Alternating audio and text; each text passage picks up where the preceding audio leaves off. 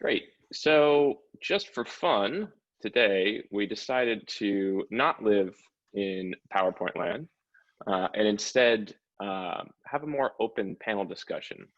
So, all that said, hopefully you guys can see the screen here because I want to introduce our awesome guests that we have. So, what's great about this session is James kind of set the table on what we're seeing from an Amplient's perspective, right? We really help folks tell these better stories, tell these customer first experiences. And then Natalie giving a little bit of that perspective on, basically taking everything and, flipping the table over and everyone's plans kind of changing immediately. And I think the Harry Rosen story is fantastic because it's a brand, a retailer who's going through this journey. We're lucky enough to have Ian Rosen, the VP of Digital and Strategy, to join us and kind of add some color commentary to the topics we've talked about thus far. We've also got Kelly Gates, who's going to be moderating the discussion with Ian, and Catherine Jones from My Planet, who's been our stellar partner for both Commerce Tools and Amplience, who's going to walk us through a lot of the process information as the implementation partner kind of driving this change. What we also wanted to do to try to encourage questions, if I can pull this off, since I'm really going to be facilitating conversations, is get folks asking questions so we have a natural place within the discussion, try to make it interactive and get some conversation going to kind of get folks engaged before we sign off for a bit and everyone goes over to the Mock Alliance. All right, so with that, we are going to get out of PowerPoint and we are hopefully in a nice, discussion view with the four of us here. And Kelly, I wanted to maybe just hand things over to you to kind of talk through and introduce Ian to the conversation.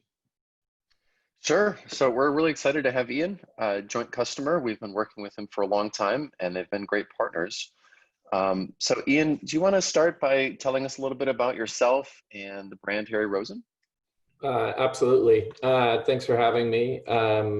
So Harry Rosen is my family business. Harry Rosen is my grandfather, and he's kind of long been known in Canada as a kind of one of the founders of the luxury business here. He started in a 500 square foot store 66 years ago doing made to measure suiting, and 66 years later we're kind of a department store of better end men's fashion, only focused on men. Definitely have a quality bar in terms of our entry price point and go as high up as whatever nice fabrics we can find. I joined the business about 2 years ago. I kind of grew up alongside it, and it was really exciting to see the business expanding. And when we grew the business in the past, we would just open up another store and revenue would go up. There's kind of a nice little formula going on, and the new world is better, more impactful stores that allow you to be introduced to the Harry Rosen experience. And my job when I was brought on was to take an e-commerce experience that was about our 8th largest store and turn it into kind of the show of our brand, introduce people to who we are, and also build something that's going to be our largest store and something that connects customers to shopping with us in the first place. So my role kind of bridges that physical and digital world as well. So you talked a little bit about this, but what was the state before you decided to move to this new platform? So what were some business pain points, some technical challenges? What did your in-house IT look like? Can you give us a little overview of that? Yeah, our e-commerce business was built on Hybris. They've been a great partner for us. They were the right partner. We came to Hybris by way of iCongo to Hybris to SAP. So we went on that acquisition journey, and we were kind of facing a decision about a year and a half ago where we're on an older version of Hybris, and there was a question of should we upgrade or should we look at the market and see what else we might do. We outsource most of our development. Hybris development is very specialized and specific. We do a lot of integrations. We have a number of in-house systems that we need to push information to our e-commerce environment from. So there was a lot of integration work on our side, and our IT team was, played a heavy hand getting that live. But in terms of our actual e-commerce development, that was 100% outsourced. And then we have a couple of BAs and business managers on our side. Right. So, you clearly had to make a larger investment, right? Because you're basically building the equivalent of a physical store from scratch here, right? Your flagship store. How did you sell something like that to business? Folks who are used to picking up fabrics and talking about designers and store layouts. How did you make that business case? Uh, it was one of my first executive meetings where I had the floor, and the way in which I framed the discussion was taking a look at our capital investment in stores over the last 10 years and what we would do to make a store world class, the effort and energy we would put into ensuring that we had the right presentation, the right fixtures, the right materials, and how much time we would be putting into bringing that live. And I just said, that can't be, the decision can't come down to price on the technology side. We have to have the right vision and figure out how we get there. And I need you to free up, if you want this store to become our largest store, I need you to free up a significant amount of capital for us to invest in this, or we're going to make different decisions. And it wasn't so much of an ultimatum as there are choices in technology right now. And in terms of the vision that we had, it definitely required us to think about a full rebuild of our back end and allowed us to control the experience on the customer end. That's what was really important to me as we went through any sort of evaluation process, was where are we going to be able to control the customer experience? Because e-commerce in a box has become a bit of a commodity. So how can we gain our edge, continue to have an edge when it comes to the customer experience? I always think it's remarkable how folks can sign off on $100 million flagship store somewhere in New York, but all of a sudden you talk about digital, and it's a completely different discussion. So it's great you're able to do that, and I'm sure it was substantially less than that. Yeah. So you talked a little bit about the commoditization of commerce, and we very much agree. We see the same thing. Why did you go with Headless? And how does Headless beat that commoditization trap that we're seeing out there? I think as we looked around the market and saw what different players were offering, it was pretty evident that there was a standard e-commerce framework that a lot of people were working on. But the second that you started thinking about, oh, how do we do X and how do we do Y and how can we replicate this process online or digitally, it started to be, well, APIs are the critical piece to building out an experience like that. You have to own the glass. And, I'll lean on Catherine to speak a little bit more later in terms of how Headless was sold to me, because I had no idea what Headless was about 2 years ago. I thought it was quite a interesting name, but but at the end of the day, I understood the concept was we control the experience and the systems do the work that they're built to do. And as I started to also look at the MarTech and other softwares that power great experiences online, I didn't want to be choosing one system that did it all. I wanted to be choosing the best that did each piece. And obviously APIs become really critical when you think about integrating all those pieces together. Yeah, I couldn't agree more with you, and we'll touch on that later with Catherine and how she helped out there. So the theme of today's session is customer first experiences, and if you look at a physical store again, it's really easy to understand what a physical store experience is. But what is a customer first digital experience to Harry Rosen? And how do you translate that physical store experience to a digital platform? Because if you think about it, everyone has the same real estate online, right? They either have a mobile screen or they have a browser window on the desktop. So it's basically the same real estate. But how did you translate that experience, the Harry Rosen experience, onto mobile and desktop devices?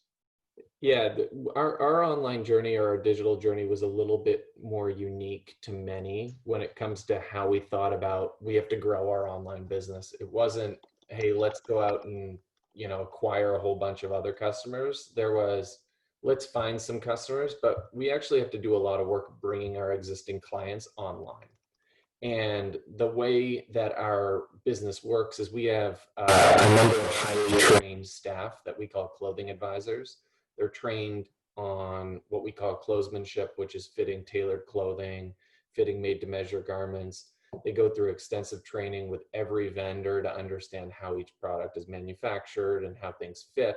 And they just kind of live and breathe clothing. And that becomes what our clients rely on as they make purchase decisions. So for us to say, oh, we're going to go build a website that you can't be a part of doesn't allow us to say, let's take our best and most loyal customers and bring them online.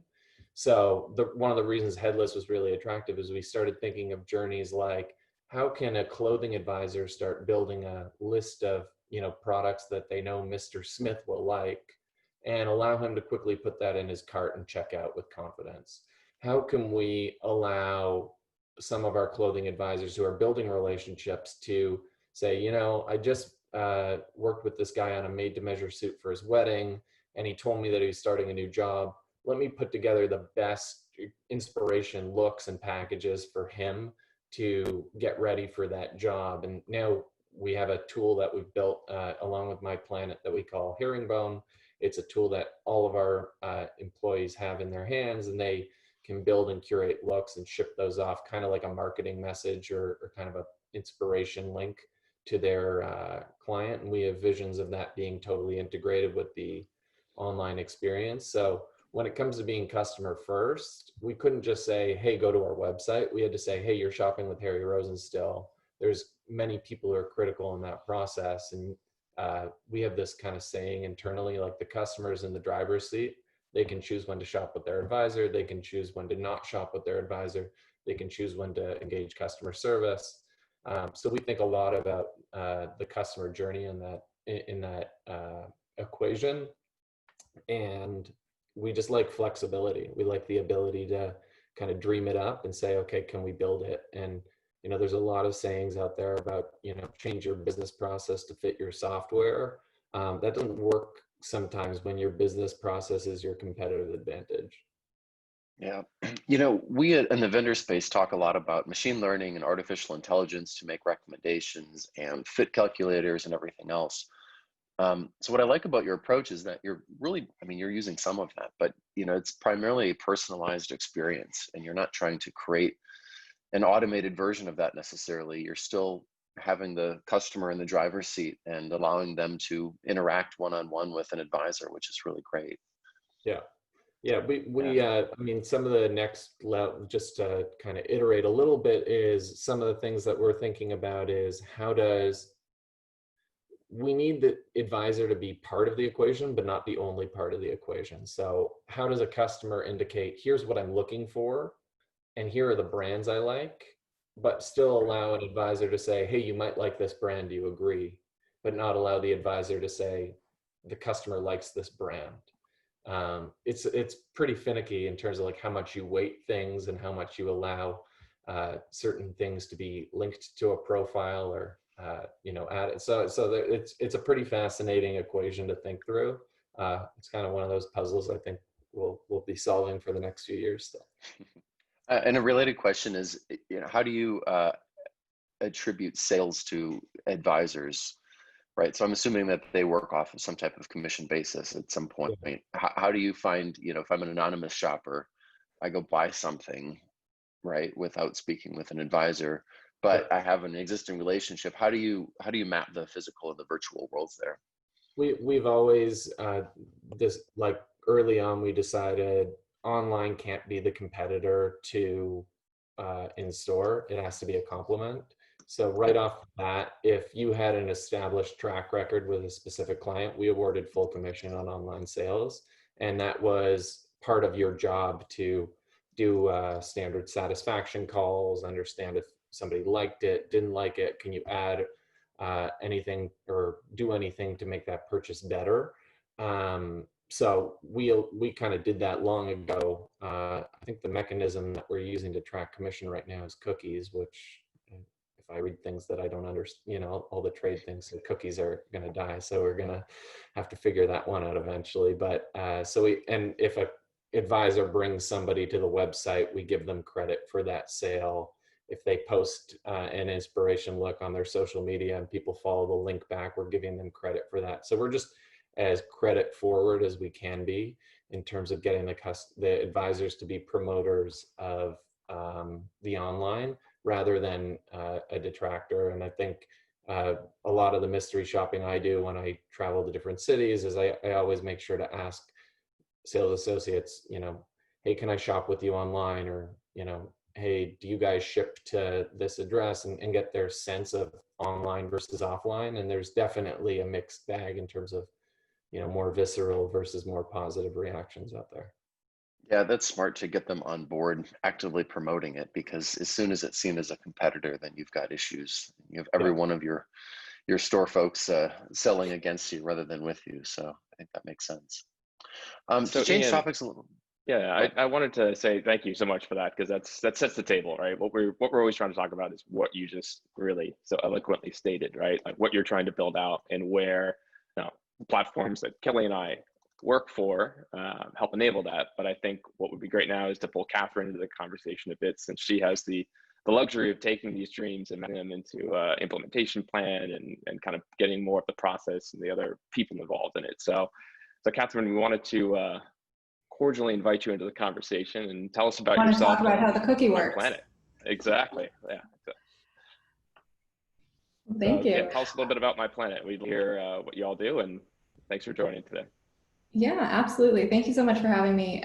My Planet is also a Canadian company. We are a Toronto-based software studio, and we work with clients in a range of industries: travel and tourism, SaaS, and of course, my favorite, retail. I'm our director of platform strategy, so I work with clients like Ian who are taking their organizations on what we might call longer term digital transformation or digital change journeys.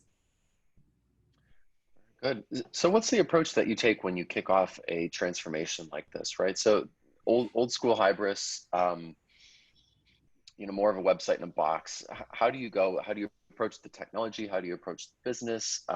What's your methodology for this?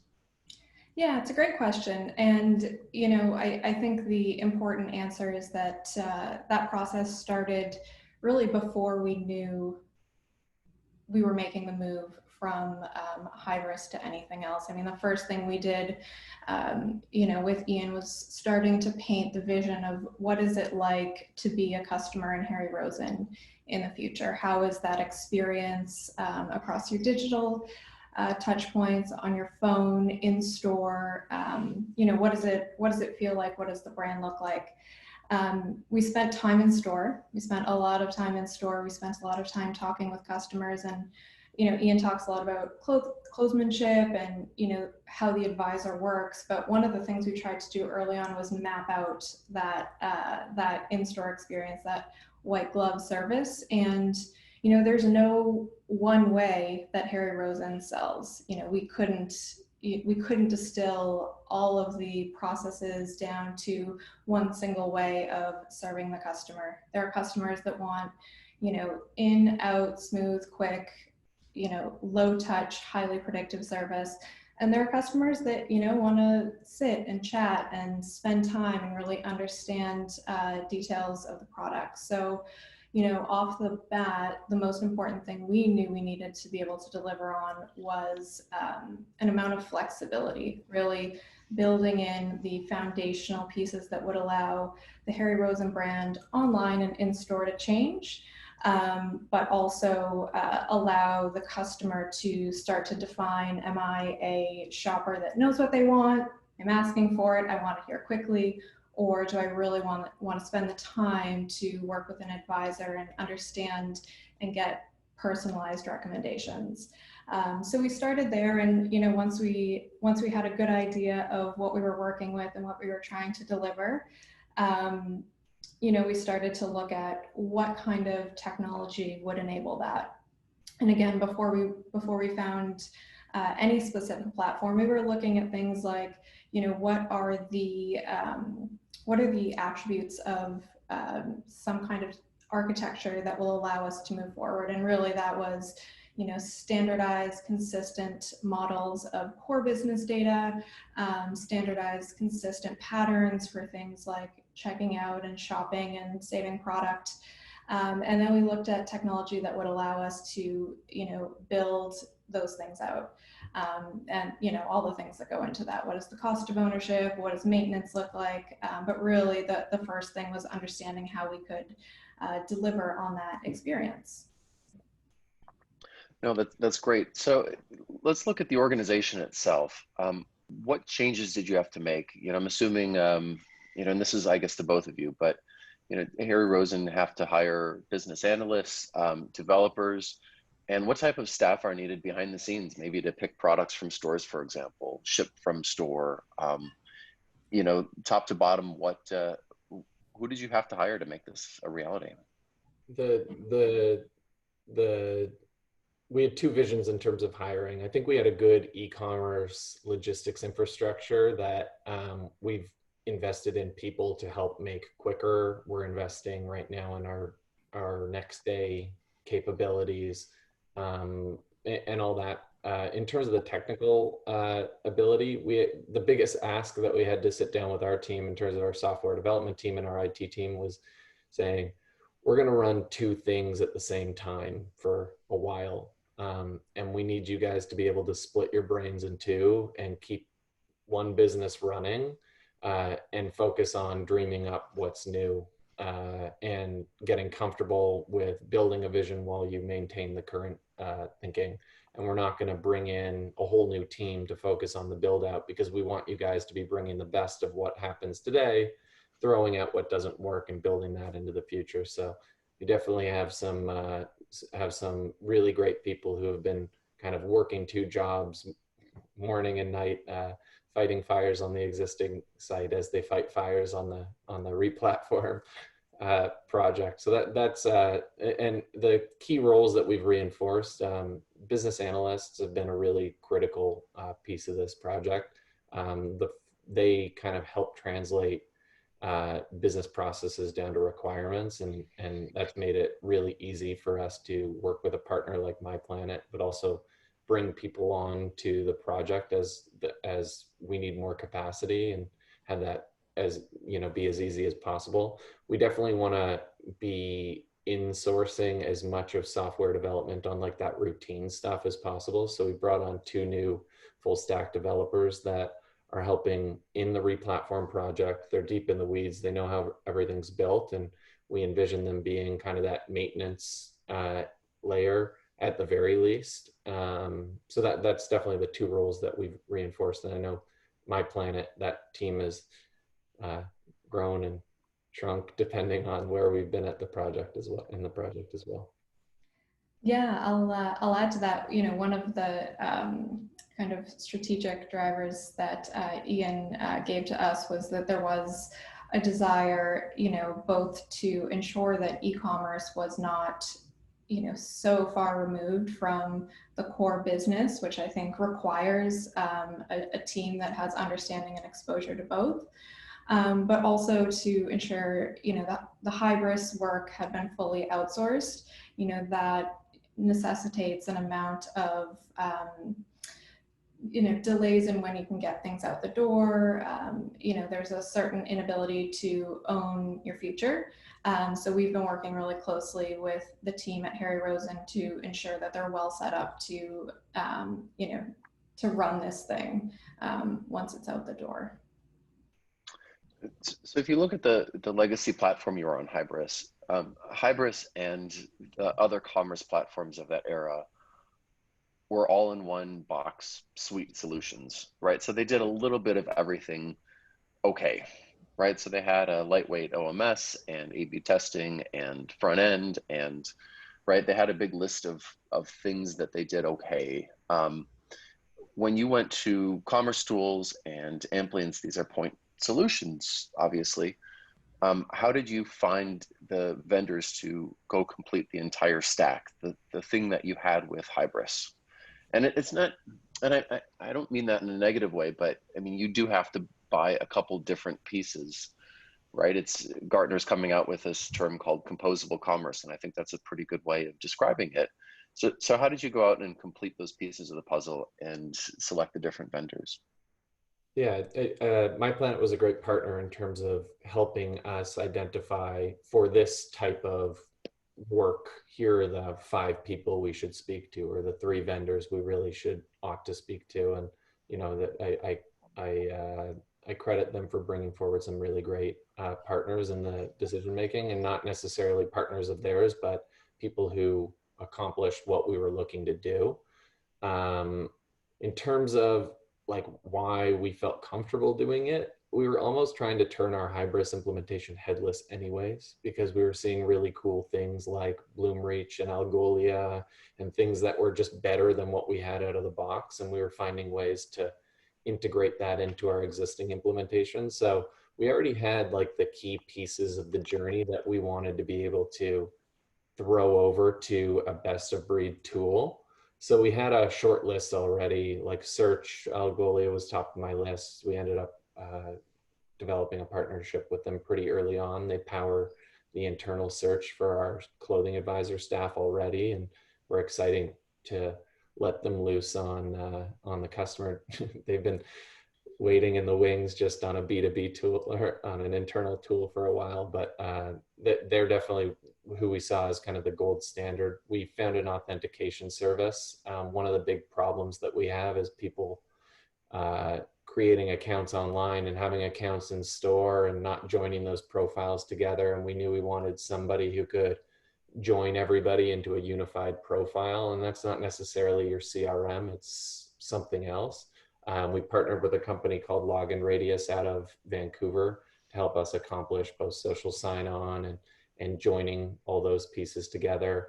Then we started looking for commerce, and Commerce Tools was brought to the table. We looked at a number of other great vendors, but I think as we already had found out, like, hey, here's who we want to do these specific jobs, Commerce Tools just made a lot of sense because we're really excited about the flexibility in product, in the way it could ingest product. The promotions engine was world class. You know, everything was API first, and we liked the roadmap that you guys had laid out. And then content obviously was a big piece. Content tells the story, so we were looking for something headless at this point, and Ampliance was brought to the table alongside a number of other peers, and we definitely we wanted people who had a vision in retail and fashion, not necessarily people who got the job done, because I think there's a lot of great technologies, and I think that's definitely why, like, I'm just listing a whole bunch of vendors right now, but we came to decisions because we felt like we ended up with people who shared a vision for where we wanted to go as well. So, at this point, and I guess this is directed more towards Catherine, you've picked My Planet, right? You've picked Algolia, you've picked Commerce Tools, you've picked Ampliance. So you've got your tech vendors all set. So Catherine, how at that point, how did the project go, and what plans changed given COVID-19? Because I'm assuming that caused a pretty big interruption in your, there's no more secret shopping or anything else. How did that impact things? No, we were the one organization immune to COVID. No, I'm kidding. It changed things. We had some great plans. We were working on, your standard 6 to 8 month re-platform project. It was going to be, encompass the full list of things that we wanted to do. And actually, early in the year, we were wrapping up a different initiative. We were close to wrapping up an application that we were building to be really headless on Hybris. It was going to be the first companion piece to the Herringbone advisor tool that Ian referenced earlier. We were so excited to be able to kind of close the loop on advisor clienteling. But, COVID hit, the stores closed. Interestingly, the clienteling capability became increasingly important. But even without that, we saw the customer move online really quickly. As that happened, Hybris started to strain a little bit. So we saw, just Boxing Day level volumes. It was a time that required different pricing and promotion strategies, which also had a bit of strain that we saw in the Hybris implementation. And so, the roadmap that was going to roll out kind of the way we had planned it was really shelved. And, all of our efforts on the My Planet side really went to, how do we get something in market, and how do we get something in market in really short order. So, we've moved quickly on this. I think we really got underway, late March, mid-March, late March. And do plan to be in market this month, which is quite quick. I will say that, although this did move quickly, Ian referenced, we've been working with Algolia for quite a while. So we were well on our way with some pieces. We had spent a lot of time working on product data, on inventory data, the product catalog at Harry Rosen, as with any department store, it's incredibly dynamic. Things come in and out of stock all the time. So a lot of that we had pretty much had a handle on, which gave us a great leg up. I don't want to think about what this project would have been like if we were starting from the real starting gate. That would have been tough. So that allowed us to start a little bit further along than we would have. In our technical session later today, Laura will talk a little bit about some of the prototyping that we were able to spin up really quickly with Commerce Tools once we knew that this is what we were going to do. We started with like a real skunkworks team just to get kind of the rails in place, and then we brought in one team focused on the back-end integrations. Those core system integrations are really, really, really, that's where the rubber hits the road, so to speak. So we had a group working on the customer sync, the product sync, OMS integrations, and then we had a team that was really focused on getting through portions of that front end experience. And, we tried to stay really true to our agile roots. And as we closed off each section of the site, focus on, what do we absolutely need to get out the door, and then let's iterate and build on that as we go. So, the COVID question, obviously it changed everything for everyone. But, I think in the end, we might have net out in a better place. We'll have something in market, and we can iterate on it from there. And I think it's amazing how COVID has disrupted so many of our lives. But you know what? If I step back and look at it, it actually worked out pretty well for most people. Like, we're, as a society and as an industry and as an implementation, people are generally able to cope. And I'm really surprised with the resiliency of all the projects across Commerce Tools and, the ones I'm seeing at My Planet and elsewhere. So it's pretty interesting. We're a resilient species. So for Ian, right before we get to the demo here, final question for you. What were some lessons that you learned as a business, and what were some assumptions that you made that were flipped on their heads now that you're close to going live? Yeah, I think the biggest lesson that we've continued learning is when you're working with outsourced partners and working with many people looking at the same information, documentation is really key, which is sometimes a big pain. And making sure that there's not like that little nuance that's going to be a business killer, right?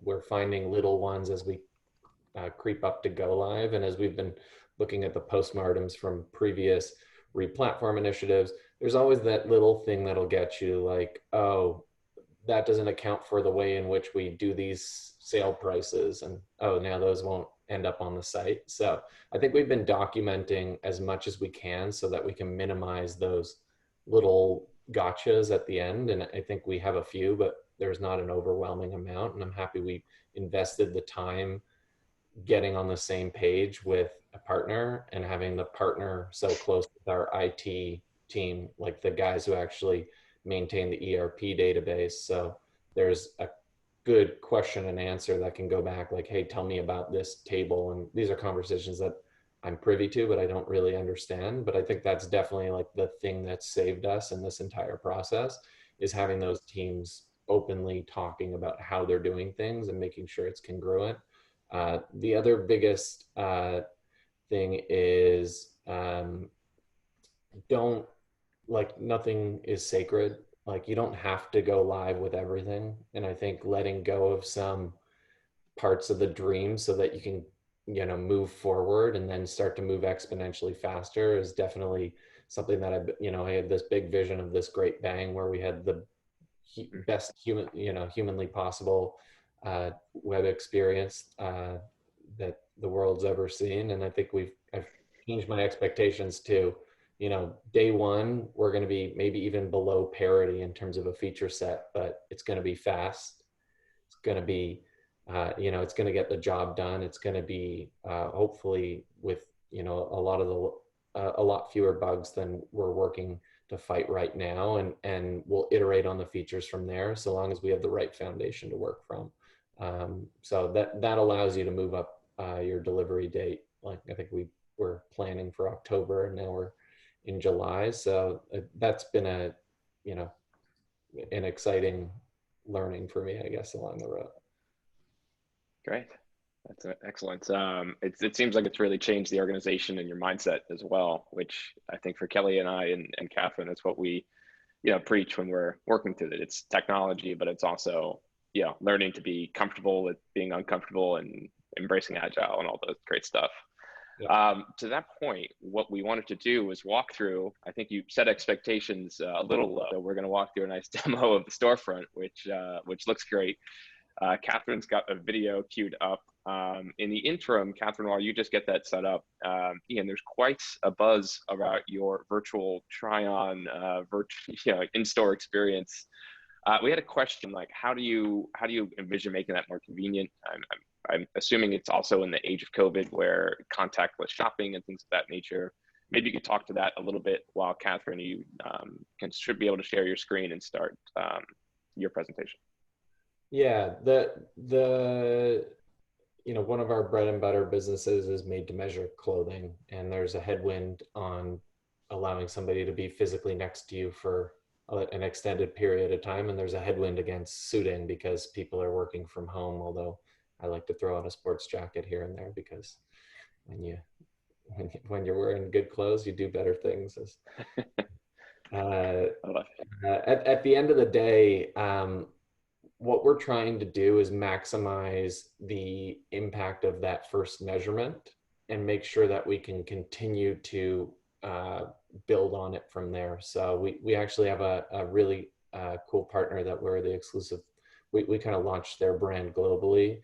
Their name is Atelier Monroe, and we work with them on, you get measured once and you can actually do made to measure and reorder in any category humanly possible. They do made to measure jeans, they do made to measure cargos, they do made to measure polos, they do made to measure suits, jackets, tuxedos. And they've done a lot of really smart things with adjusting fits to fabric, allowing you to say, hey, I've gained a little bit, can I get this remeasured, and do it yourself. So we're working with partners like that have a deep understanding of, like, asking somebody to come in again isn't on the table anymore. And I can't say that we're there in terms of like a fully digitized experience, but I can say that we have the flexibility to build one.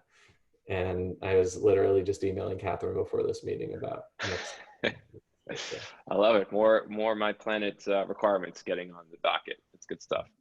Catherine, I'll kind of hand things over to you to walk through a little bit of a demo, and Ian, feel free to chime in with your kind of vision becoming a reality here. Yeah, absolutely. All right, so I've got up here, we'll go through a bit of the front-end experience in our session later today. We're gonna kind of open up underneath the hood and talk about how our teams are managing the experience in a bit more detail.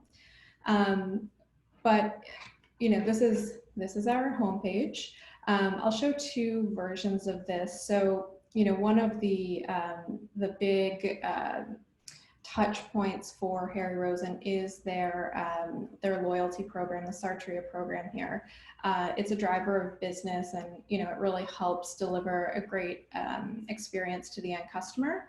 So one of the things like many retailers, and I would argue, especially retailers with very large assortments, Harry Rosen serves a wide range of styles. We've got a product catalog that covers many different price points. Putting the right product, the right promos in front of each customer is really essential. So we've got the genericized version of our homepage here, but I'll flip over to this this tab where I'm actually signed in. See, I'm signed in as Catherine. This integration with some of our backend systems, we're ensuring that our customer is really understanding how to take advantage of loyalty from the get-go. And we're also utilizing, a homepage messaging that's appropriate for our customer. One of the big points of excitement around the Commerce Tools platform is that pricing and promo engine. The Hybris implementation running today didn't have the ability to easily deliver either different price books or different promotions based on customers. So here I am a gold member, and I'm able to get different pricing and promos. One of the things that we were really excited to offer was the great search experience powered by Algolia, although Tom, we've got a little bit of Amplience in here as well to help with our searchandising. I think Algolia has made that a real important part of the lexicon. So, this seems, this was a big moment for us. The search on the current site was really a pain point for the business. So being able to bring together product data on Commerce Tools and on Algolia was great. So, you folks will recognize a lot of this. These are our Amplience, product dynamic images, and the search itself is served with Algolia. One of the great things about Algolia search product is that we are able to actually personalize these results. So some of that segmentation data that's coming from the loyalty program and elsewhere can really live in Algolia's personalization engine with some of the more traditional inputs, such as their analytics, what you've looked at, what you've purchased.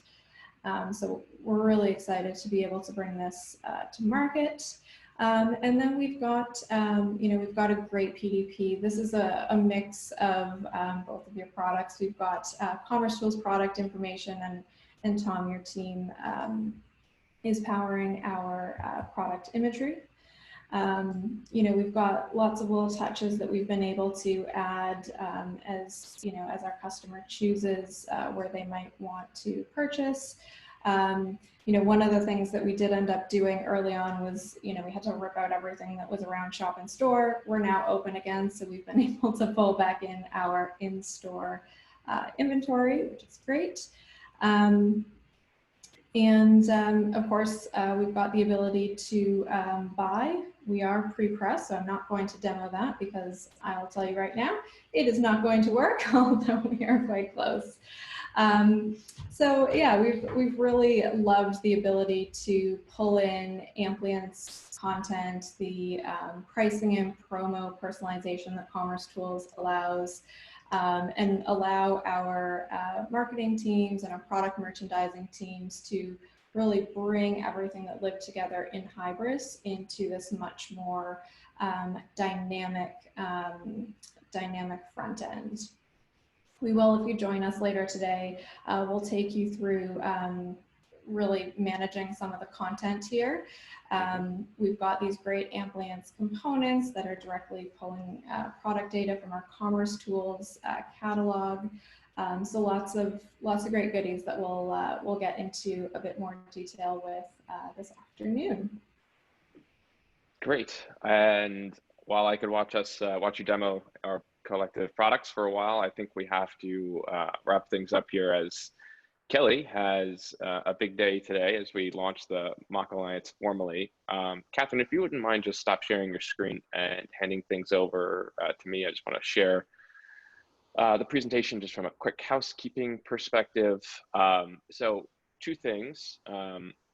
Thank you so much. Thank you, Ian, for the phenomenal story. Thank you, Kelly, for moderating, and Catherine, obviously, for doing all the work that My Planet's doing and kind of putting this vision to life.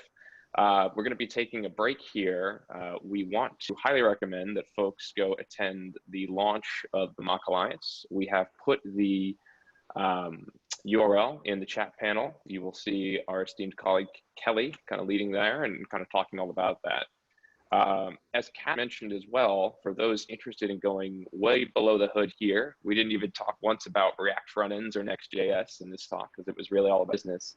But we're going to be doing a very deep technical dive into this with My Planet, as well as with Tori Hall from Commerce Tools to kind of go through what we did to stitch this together, as well as we have some Crate and Barrel that are going to tell us all about how they're continuing to create amazing content, especially through the age of COVID that we're in. And finally, we'll have a little virtual happy hour for those of you who want to join that as well. A little early for some of those in the US, but we won't hold it against you. With that, I will hand things back to our hosts, Maddie and Caitlin, and we will see you after the Mock Alliance.